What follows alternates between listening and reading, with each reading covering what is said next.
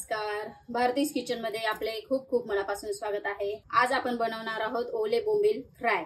नवीन recipes बघण्यासाठी भारतीज किचनला subscribe करा आणि बेल आयकॉन वर क्लिक करा, जेणेकरून तुम्हाला नवीन रेसिपीजचे नोटिफिकेशन मिळतील। त्यासाठी मी बोंबील घेतलेले आहेत आणि या पद्धतीने चांगले स्वच्छ धुवून घेतलेत आणि या पद्धतीने मी असे पाणी नितळत ठेवलेले आहे। जवळजवळ मी 15 मिनिटांपासून हे पाणी नितळत ठेवलेलं होतं, तुम्ही बघू शकता। पाणी मी काढून घेतलेलं आहे। ओले बोंबील म्हटलं की जरा भीती वाटते की छान चांगले कुरकुरीत होतील का नाही होतील, का बिलबिलीतच राहतील, कारण बिलबिलीत राहिल्यानंतर ओले बोंबील खायला चांगले वाटत नाही। त्यासाठी मी आज खूप सोप्या पद्धतीने बोंबील दाखवणार आहे।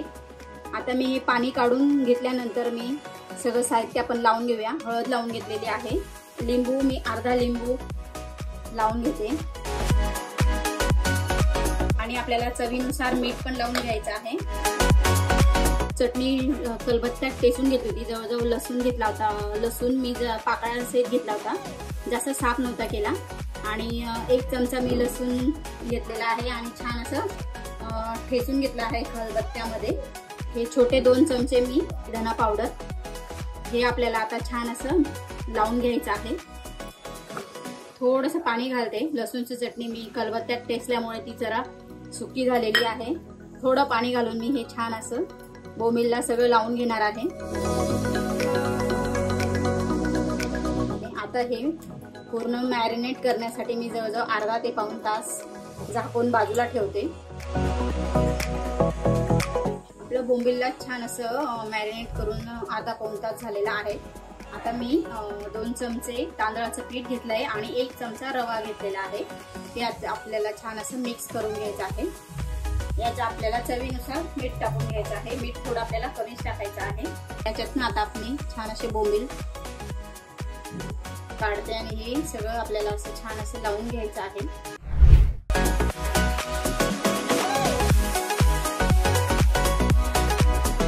बोंबिलांना मी छान असं पीठ लावून घेतलेलं आहे। आता आपण तव्यावर टाकायला घेऊया। तवा आपला छान असा गरम झालेला आहे। आधी मी तेल टाकून घेतलेलं आहे। तव्याला तेल लावून घ्यायचं आहे आणि छान आपली ही पीठ लावलेली मच्छी अशी पूर्ण टाकून घ्यायची आहे।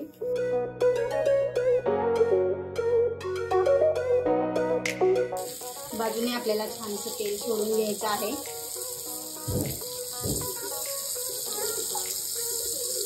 आपल्याला बारीक गॅसवरती बोंबील छान असे फ्राय करून घ्यायचे आहे। कुरकुरीत बनवण्यासाठी थोडा 5 ते 6 मिनिटाचा वेळ लागणार आहे आपल्याला। बराच वेळ झालेला आहे। आता मी ही मच्छी परत पलटी करून घेते। बघू शकता तुम्ही किती छान असा कुरकुरीतपणा आलेला आहे मच्छीला।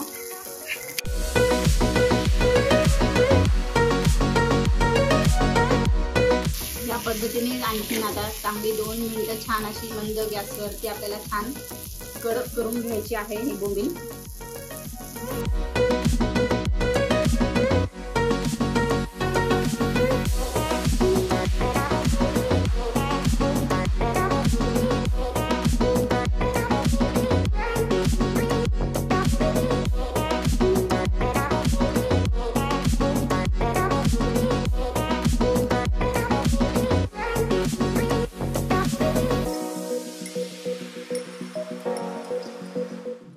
सोप्या पद्धतीने आपण बोंबील फ्राय केलेले आहेत।